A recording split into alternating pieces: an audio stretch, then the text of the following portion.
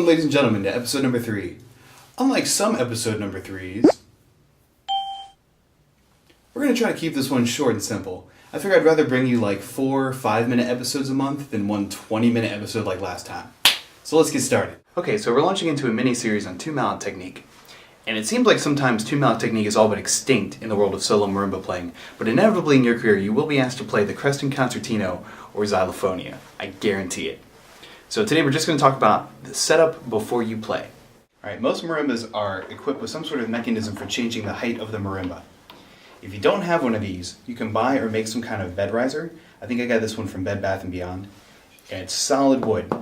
Don't get the plastic ones because they're usually hollow on the inside, and if you break it and the marimba falls over during performance, it could be a very, very embarrassing moment for you. My other safety recommendation is to make sure you get a couple friends to help you put it on top of the bed risers, because what can happen when you're doing it by yourself is the marimba can move a little bit, and then the bed riser will shoot underneath your resonator, and then the resonator will come down on top of it and break. So if you use one of these, be very, very careful. Now if the marimba is too low to the ground, you won't be able to lift your hands very high. Like right now I can only lift my mallets about maybe 4 inches off the keyboard. So most players, if they play on a marimba that's really low, they end up hunching over like this, which can look kind of weird, or crouching down lower, which can get very, very tiring. Now if your marimba is too high, you run the risk of either having to hold your shoulders up all the time, which makes you look like a chicken and gets a little tiring on the shoulders. But more importantly, you run the risk of playing where your wrist goes past parallel to the ground. And in general, you don't want to ever play where your wrist goes beyond parallel to the ground. The lowest you want to get is right here, because your hand was designed with a lot of muscles that go this way. It was not designed with a lot of muscles to go that way, which is why when you put somebody in a wrist lock, you bend their hand that way and not that way. If somebody tries to put you in a wrist lock this way, you'll just push their hand away and it won't be a big deal. But if you get it that way, you don't have a whole lot of mechanisms to break out of it. And if your marimba is really high, you can go down and you'll end up in that position sometimes.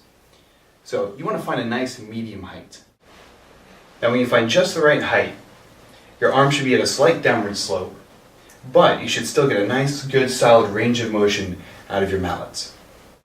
Now some of you might be thinking, this all sounds kind of obvious, why are you going over this? And the reason is when I was in college I played with the marimba just a little bit too high, and I was achieving one of those strokes where your wrist went just past parallel to the ground, and now I have a permanent tendon issue in this arm that flares up from time to time. So I'm telling you this so you don't develop a permanent injury and you can keep your hands healthy so you can play for life. Nothing makes me more happy than going to PASIC and seeing an 80-year-old guy just tearing out a drum set or a marching bass drum or something. So, take good care of your hands. The next important thing we need to keep in mind is you want to keep your feet about a little more than shoulder width apart. That way, when you want to shift, you can just shift from side to side. Now, what happens when you don't do this, and keep your legs straight together, is you get the typewriter approach, which is where people play their scales and they take these little micro steps up and down the marimba. And it's really distracting for the audience, especially because they can see your feet, and they see your feet doing that. Hopefully not falling over. So, here's E flat, the noob way, and the professional way.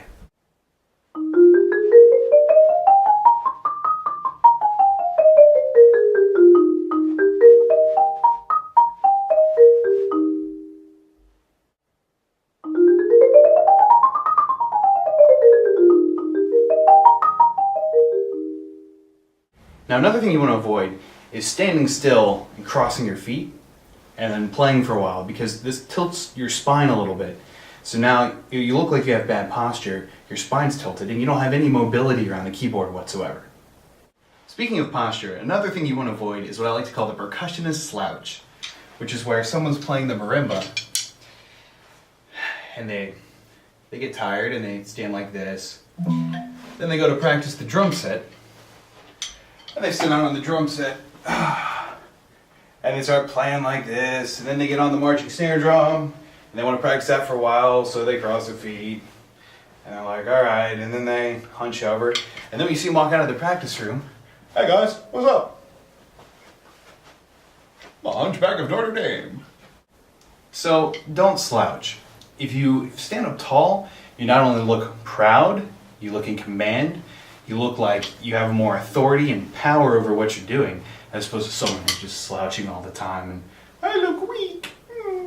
Take for example, if you are an interviewer, you're interviewing a few people for a position, which of the following people would you hire?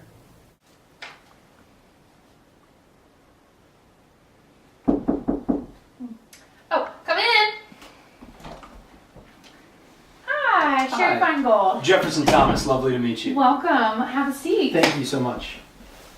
Okay. Well, thank you for coming out today. How are you doing? I'm doing very well. I'm excited to be here, excited to interview for this position. Excellent, excellent.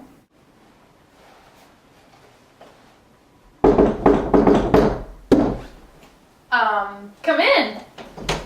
Yo, what's up? Hello. Okay. Sure. I'm Sherry. Hey, what's up? I'm Chaz. Chaz. Nice to meet ya. With a Z? Yeah, CHAZ. Okay. Yeah. Chaz, this is a seat for you if you'd like to, have a seat there. Word. Okay. What's happening, my home dog? Well, thank you for coming to this interview. How are you doing? It's chill. Yeah. Come in. Hello? Oh my. Hello?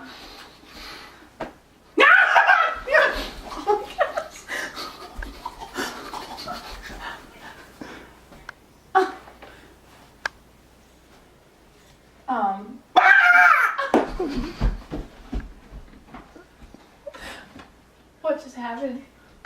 Guess which one of those three people are the most likely to get the job? So that wraps up episode number 3. I want to give a big shout out to everyone who's left me feedback on the forum or through the comments or by emailing me at marimbology@gmail.com. Please join us next time for our discussion of grip and stroke.